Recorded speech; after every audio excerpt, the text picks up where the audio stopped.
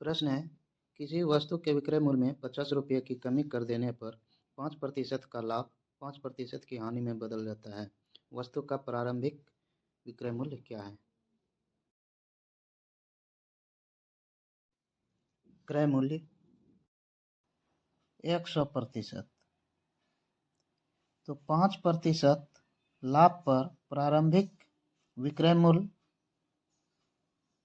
होगा 105%, और दूसरा विक्रय मूल्य जो है 5% हानि पर दूसरा विक्रय मूल्य हो गया 95%। पहला विक्रय मूल्य और दूसरा विक्रय मूल्य का अंतर हो गया 10%, और 10% बराबर अंतर जो दिया हुआ है 50 रुपये, 1% बराबर हो गया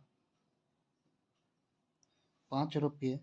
इसलिए प्रारंभिक विक्रय मूल्य 105% बराबर हो गया 105 गुने 5 बराबर 525 रुपये।